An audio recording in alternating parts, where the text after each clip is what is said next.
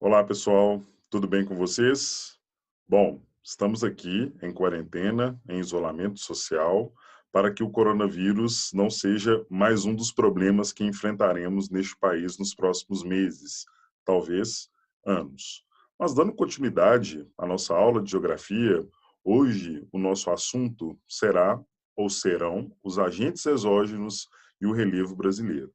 Bom, como na última aula nós trabalhamos com os agentes endógenos, aqueles responsáveis pelo processo de formação das estruturas geológicas, hoje abordaremos as questões referentes à geomorfologia, ou seja, as ações dos efeitos atmosféricos nessas estruturas. Num primeiro momento, precisamos entender o que significa minerais e rochas.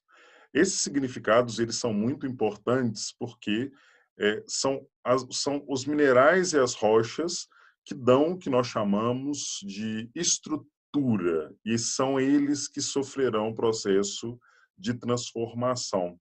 Um pouco mais à frente, nós vamos falar e vamos definir o que são, na verdade, esses agentes que respondem pelo processo de transformação.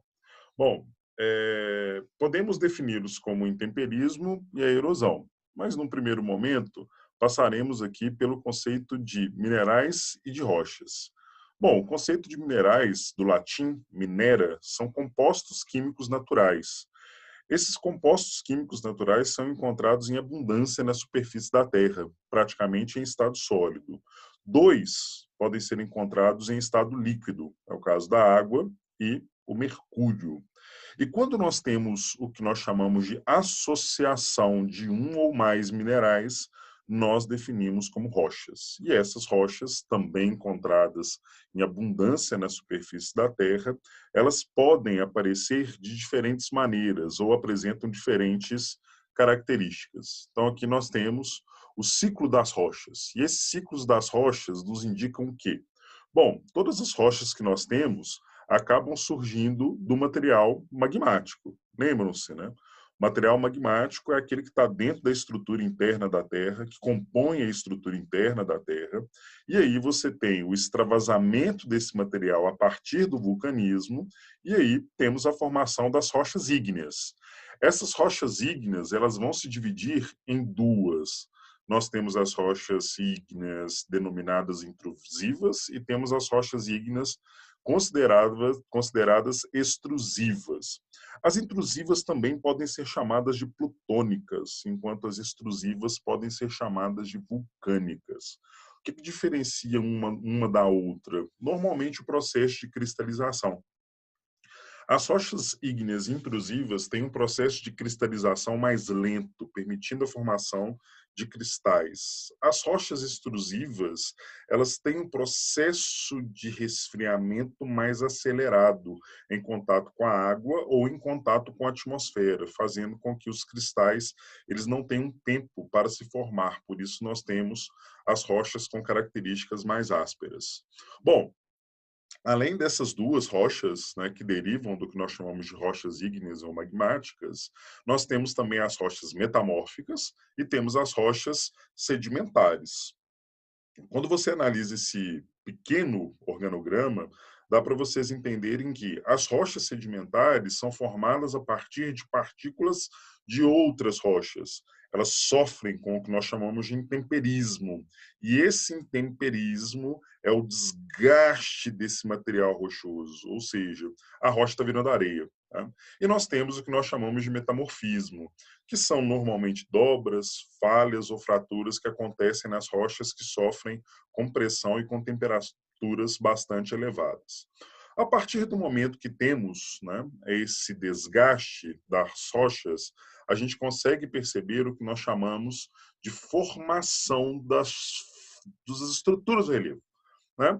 Eu posso falar formação, posso falar, na verdade, transformação das estruturas geológicas que formam o relevo. Bom, e aí, quando nós pensamos no relevo, é claro que existe um conceito mundial, mas existem no Brasil pensadores que estruturaram essas ideias, essas lógicas acerca do relevo brasileiro. Né? E aí nós temos os dois primeiros caras responsáveis pelo processo de formação, pelo processo de estruturação do pensamento a partir da lógica geomorfológica do Brasil. Bom, então nós temos o Haroldo de Azevedo, década de 1940. Esse cara vai falar que os aspectos fisionômicos eles são determinantes para definirmos as estruturas do relevo em planaltos e planícies. E nós temos 8 unidades definidas pelo Haroldo de Azevedo. Além disso, nós temos o Assis Nassib Absaber. Muita atenção para este nome, talvez seja um dos nomes mais importantes da geografia física, da geografia que trabalha com as questões ambientais.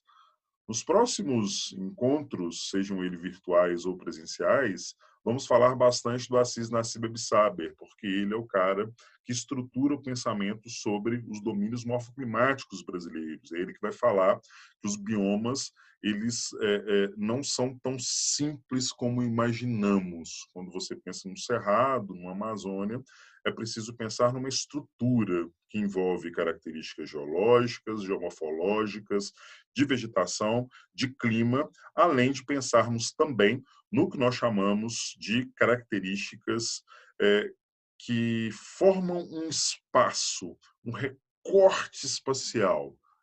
Nós vamos trabalhar com isso um pouco mais lá na frente.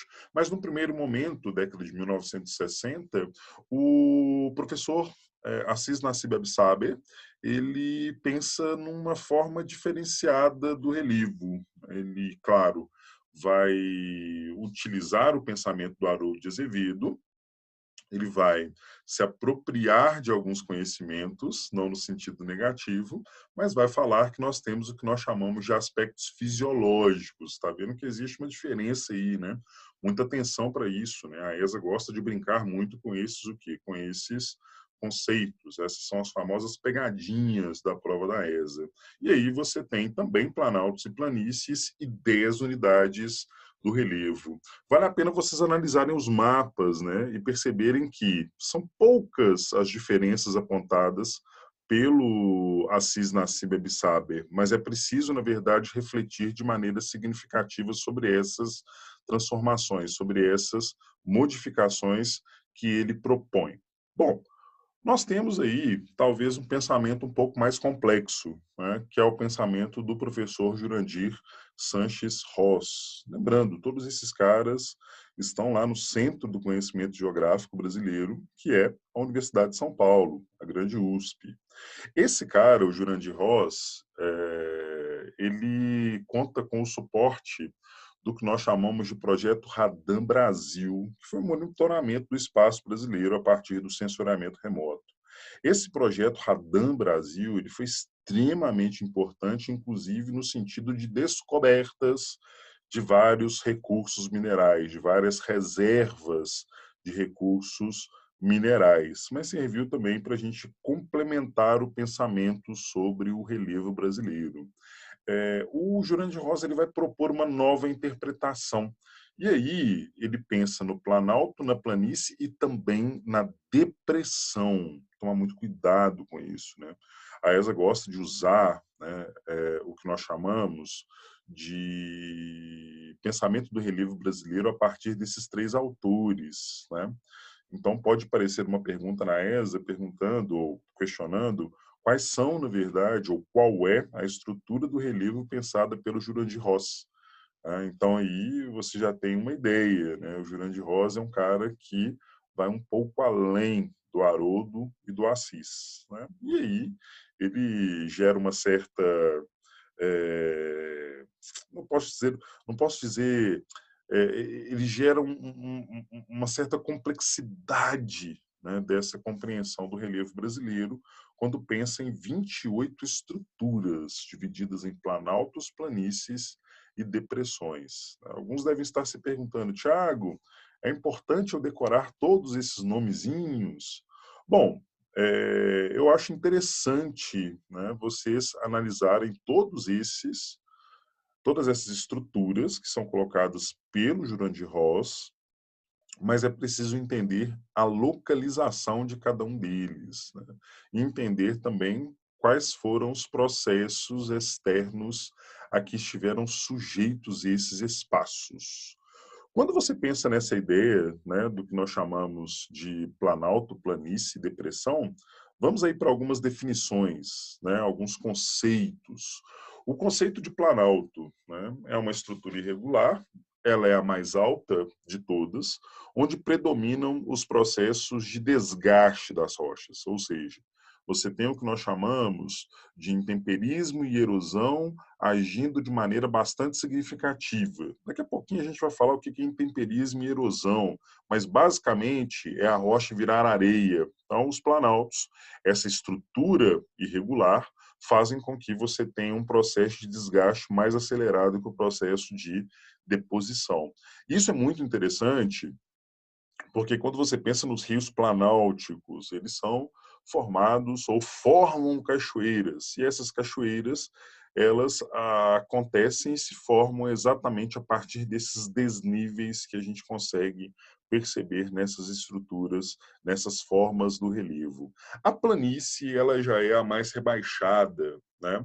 Essa planície é quando você tem um processo de recebimento, de acúmulo de sedimentos.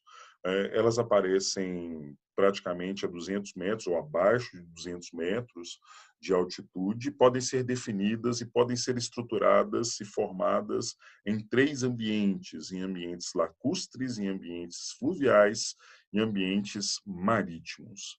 Tem uma questão que é interessante, né, que são chamados planaltos sedimentares ou chapadas.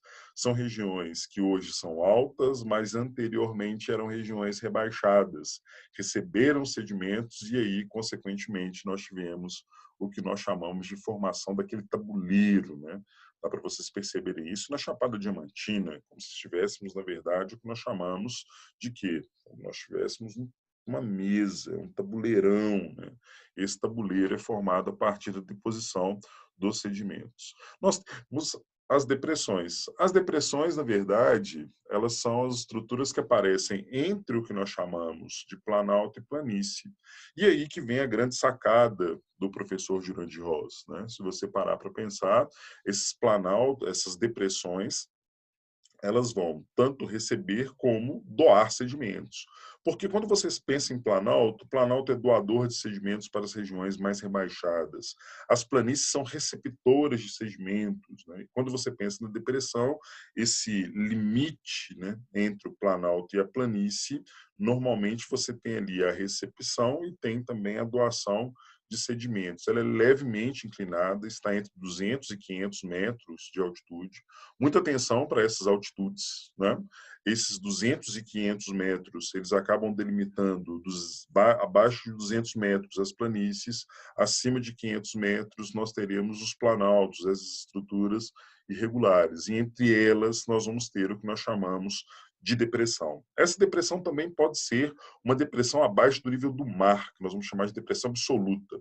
Ou seja, a depressão ela vai se dividir em duas. Nós temos a depressão que eu chamo de depressão absoluta e nós temos a depressão que eu chamo de depressão relativa. A relativa é essa que aparece entre o planalto e a planície. E a depressão absoluta é aquela que está abaixo do nível do mar. Bom, além disso, nós temos que entender também conceitozinhos, né? São aqueles nomezinhos que a ESA adora. E quais são esses nomezinhos? Primeiro, intemperismo. Intemperismo é a desagregação dos sedimentos das rochas. As rochas elas estão virando areia, meus camaradas. E por que que isso acontece? Porque nós temos o que nós chamamos de efeitos gerados pelas condições atmosféricas. E aí nós temos o que nós chamamos de intemperismo físico, que é a amplitude térmica ou variação de temperatura, sendo responsável por esse desgaste da rocha. Você pensa no intemperismo químico, que normalmente é aquele provocado pela água, e aí a região que nós estamos, né, que nós vivemos, chamado Circuito das Grutas, acaba sendo uma prova bastante contundente desse intemperismo químico. Aquela lógica, né? Água mole em pedra dura, tanto bate até que fura. E temos o intemperismo biológico, que normalmente é causado pelos seres vivos. Existem alguns autores que trabalham com o intemperismo que eles chamam de mecânico ou talvez antropogênico, que é o normalmente provocado pelo que nós chamamos de atividades humanas. mineração, um exemplo muito interessante, né? Nós temos o que nós chamamos de erosão. A erosão, na verdade, é o processo de transporte desses sedimentos. Ou seja, a rocha ela sofre um desgaste e ela é transportada. Ela é transportada pelo quê, Tiago? Bom, transportada pela água e é transportada pelo vento. Quando nós pensamos nesse transporte executado pela água, nós temos a chamada erosão pluvial, nós temos uma erosão que eu chamo de fluvial, a erosão pluvial, enxurrada, chuva, erosão fluvial do rio. E nós temos a erosão que eu chamo de erosão marítima. Essa erosão marítima, ela tem atuação determinante em algumas estruturas que percebemos na beira do mar. Essas estruturas nós denominamos de falésias. Nós temos no sul da Bahia, nós temos no Rio Grande do Norte, abundância dessas falésias, apesar de encontrarmos essas falésias também espalhadas por praticamente todo o litoral brasileiro. Nós temos uma costa imensa, né? E essa costa imensa acaba sendo responsável pela formação dessas estruturas que são maravilhosíssimas. E você tem o que nós chamamos de erosão eólica, que normalmente é provocada pela ação do vento. Quando você vê o movimento das dunas em áreas onde há sedimentos depositados, aquilo ali, meu camarada, é erosão eólica, ou seja, nós temos o transporte desses sedimentos gerados pela movimentação do ar atmosférico. Lá em climatologia, nós vamos entender, esses ventos não são únicos, nós temos diferentes ventos. E nós temos um nomezinho que é muito importante também, que é a chamada litificação. O que é litificação? Lá na rocha sedimentar, quando eu falei com vocês que nós temos o que nós chamamos de depósito de sedimentos, e essas rochas são formadas por sedimentos de outras rochas, ou seja, nós temos detritos responsáveis pela formação das rochas sedimentares. O processo que reagrupa essas rochas nós vamos denominar de litificação. Tá? Então, a rocha sedimentar ela tem ali 3 etapas no seu processo de formação: erosão, sedimentação e litificação. Claro que não podemos nos esquecer do intemperismo, né? A rocha ela sofre um desgaste, ela é transportada, os sedimentos são transportados para regiões mais baixas. Você tem um processo que eu chamo de sedimentação, que é o acúmulo desses sedimentos em um determinado lugar, e nós temos a litificação, que é o que nós chamamos de reagrupamento desses sedimentos. E esse reagrupamento nós vamos denominar de litificação. Ok? Bom, é isso aí, moçada. Terminamos aí nossa aula sobre agentes exógenos e relevo brasileiro. Voltaremos trabalhando com estruturas do solo e talvez iniciando com a chamada climatologia, maravilhosíssima, difícil pra caralho, mas uma matéria fantástica, ok? Ficamos por aqui, um grande abraço para vocês e até a próxima!